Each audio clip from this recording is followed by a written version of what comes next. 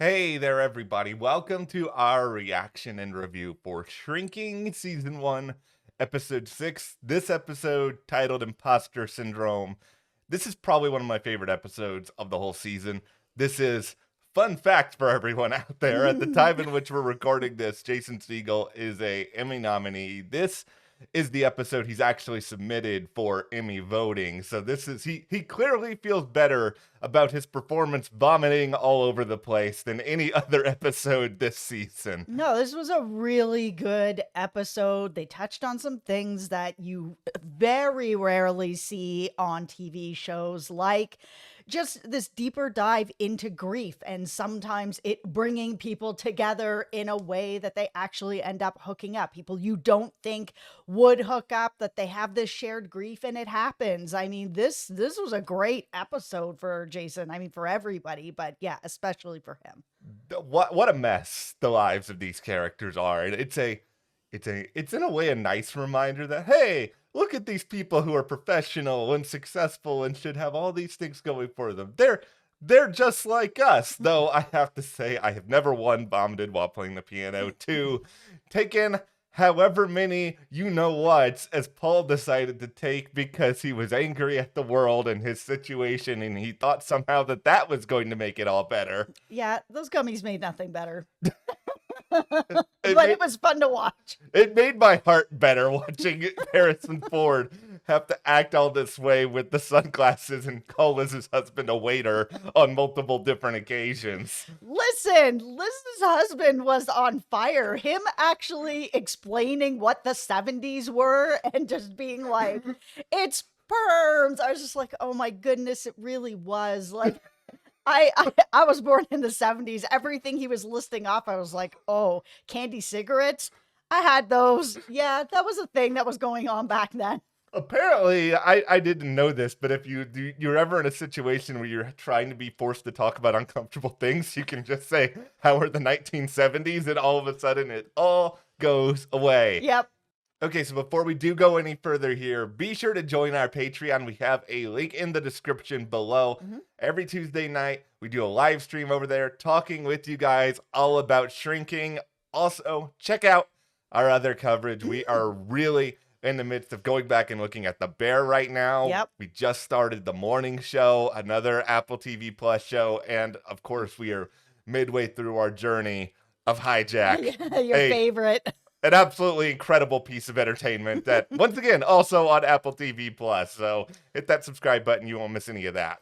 All right, so let's just dive into the Jimmy of it all because this really was an episode of him truly facing his grief, facing what he thinks was going on in his marriage before Tia died, and sort of what happens a lot with grief, where it's like things aren't great with that person, they pass away, and then you just carry that and you carry it and carry it and carry it. It's very hard to let it go. And in his mind, because things were getting really bad. They were in a pretty rough patch where they were fighting about everything. And it felt like, Tia felt that he was dropping the ball a little bit, that he was forgetting to pick Alice up. And he's like, I didn't forget, I was late. It was just a lot of sort of misunderstandings that were just building up and building up. Yeah. And because he was having this party for Brian so that he could propose,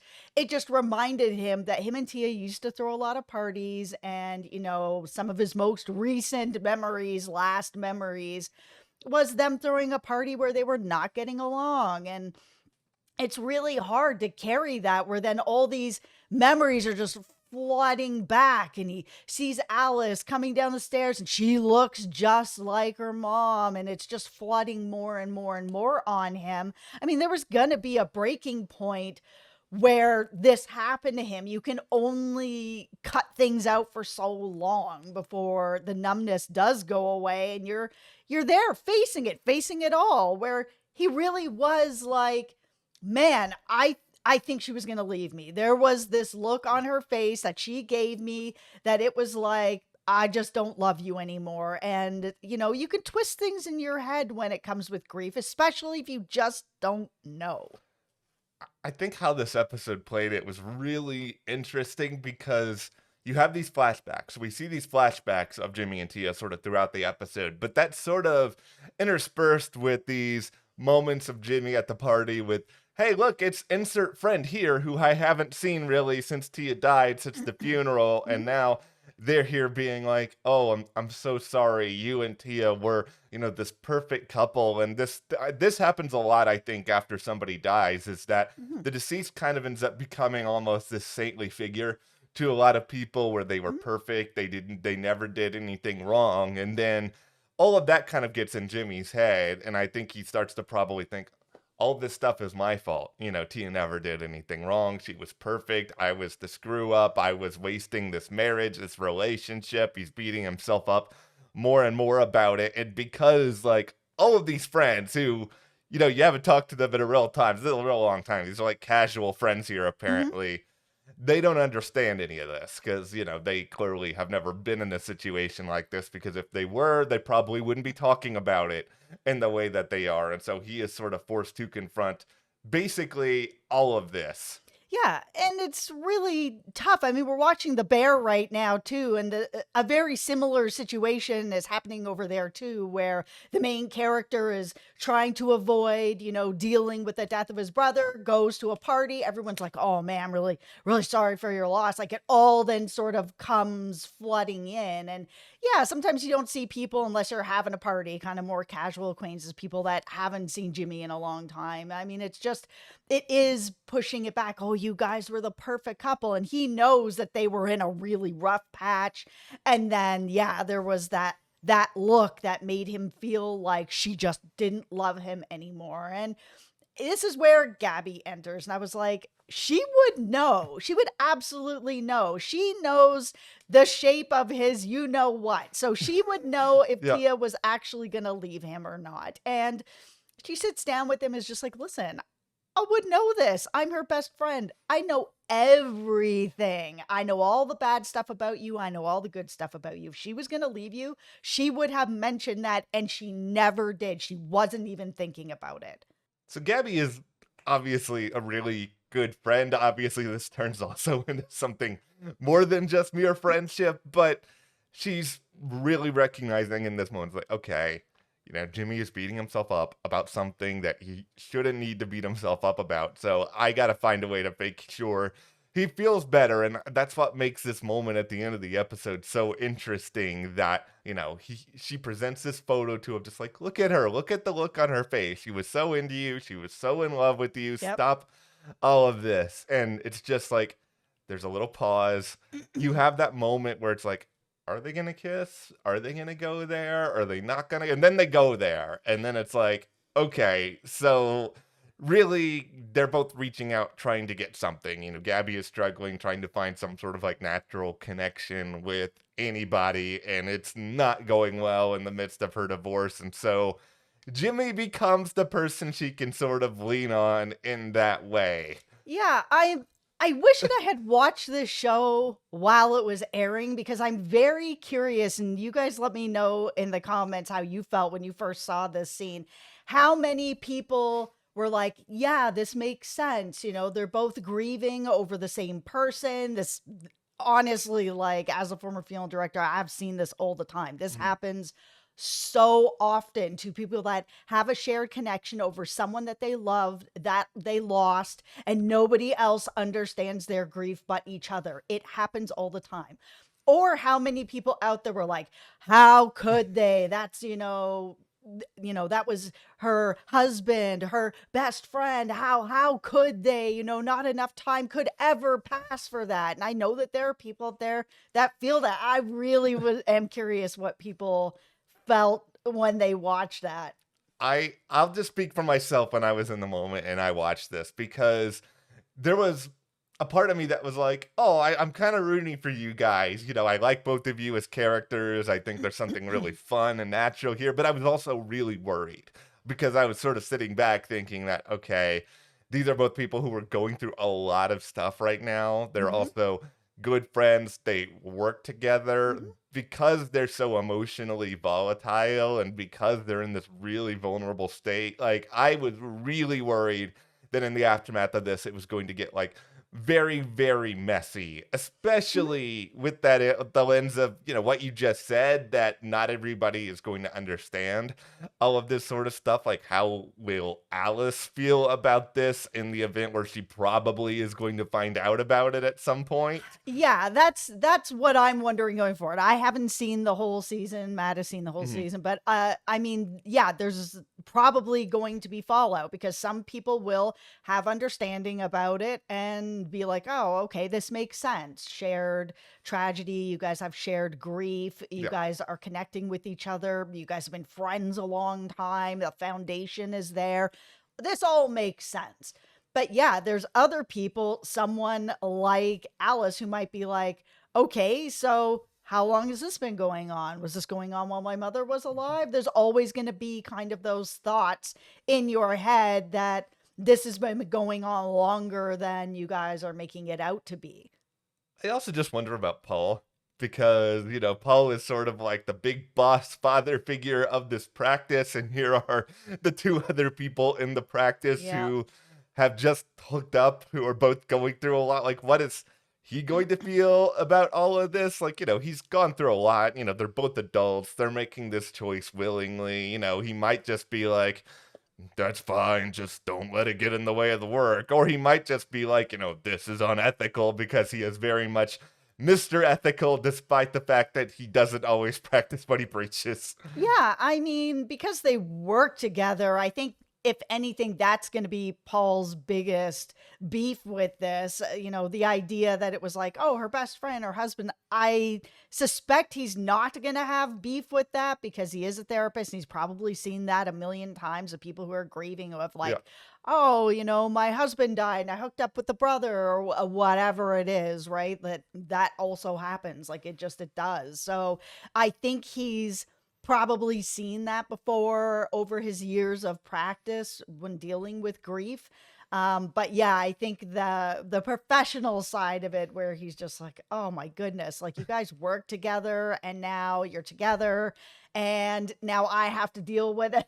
Like, I don't know.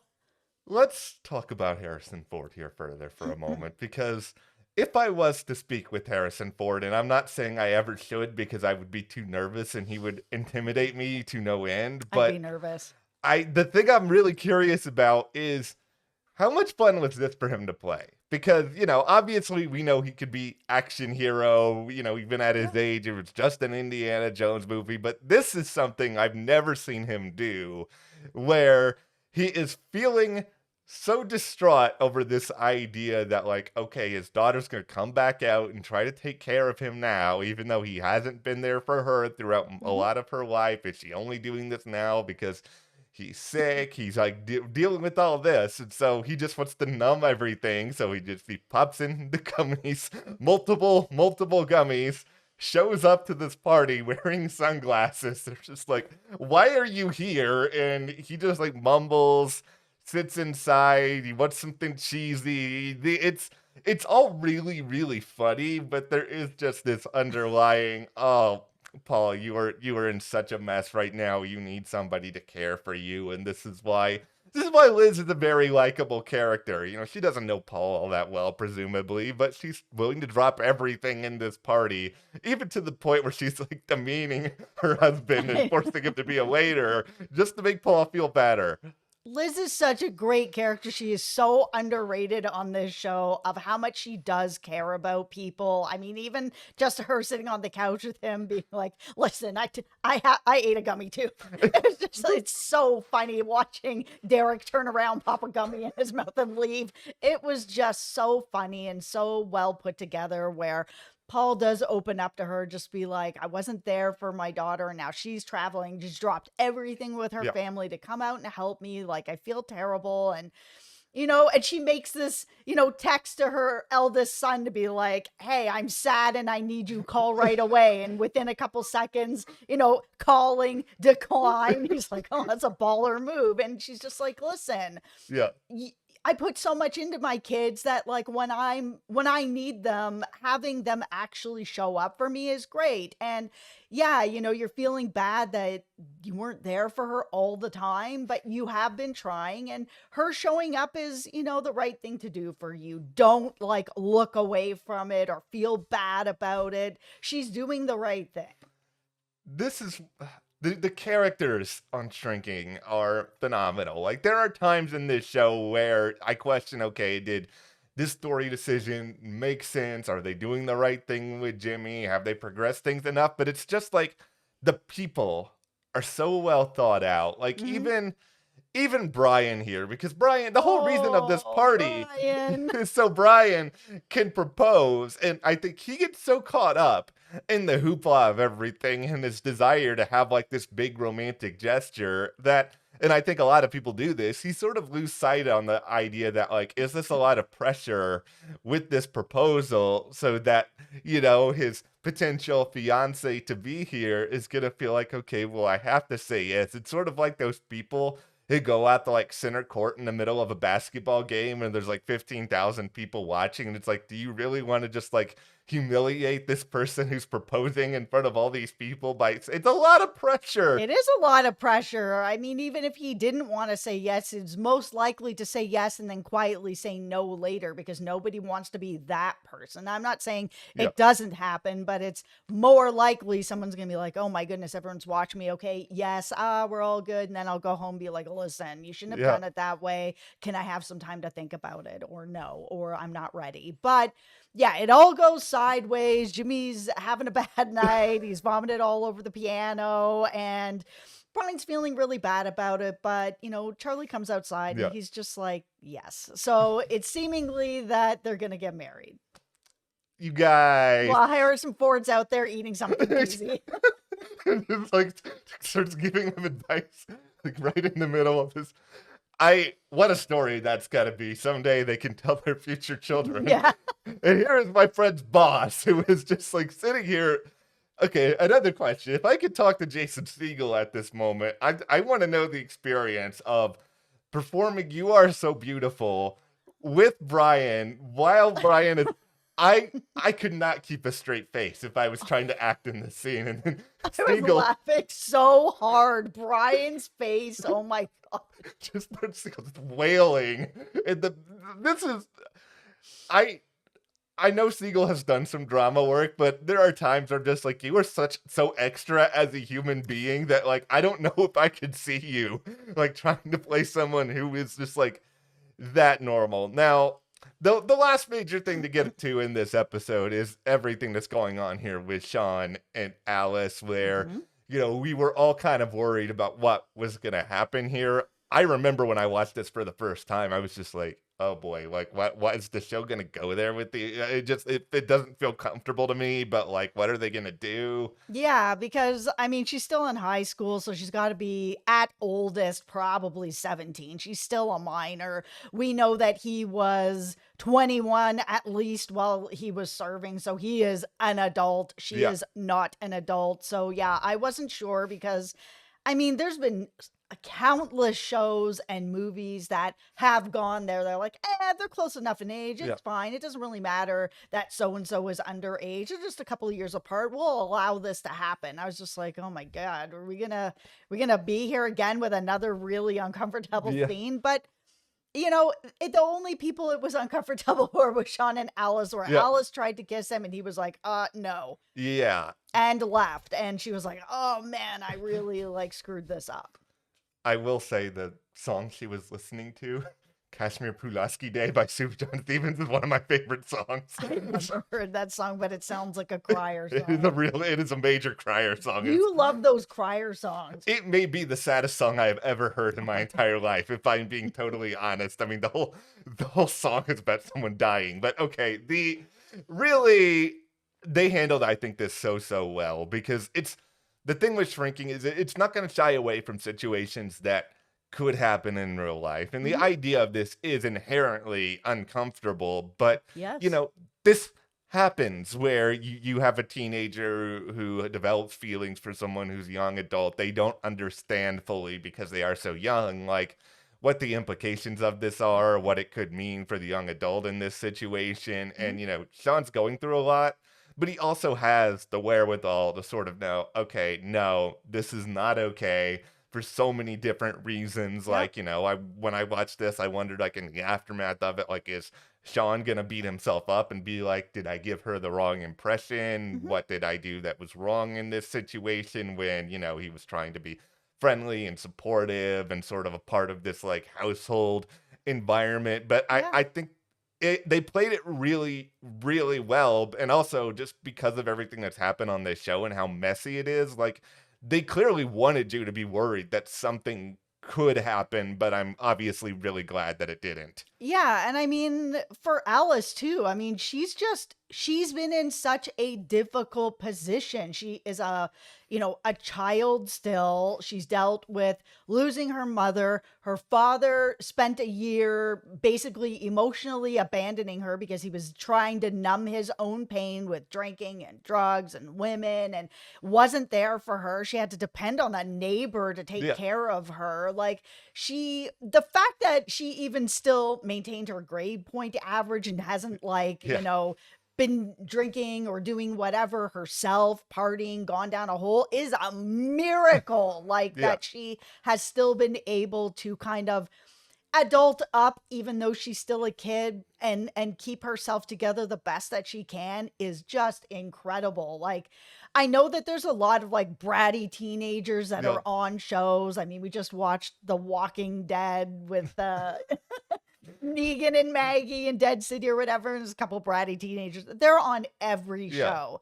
They've done a really remarkable job with the Alice character where she's not bratty. She's very justified in her anger and pulling back from Jimmy and just being like, how can I trust you? Like for a year you were drinking drugs, women, not here for me, and all of a sudden you're like, hey, I understand why she's like, ugh, can I trust this or not trust this? But seeing that moment in this episode where she was really like, let's have this party, and he's like, okay, and she hugs him, I'm like, yes, finally Jimmy is stepping up in a way that Alice needs, and Alice is opening up. Like things are moving.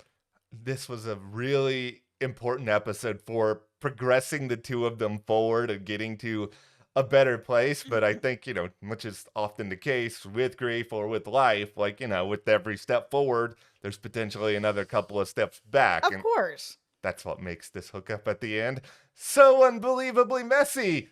Absolutely.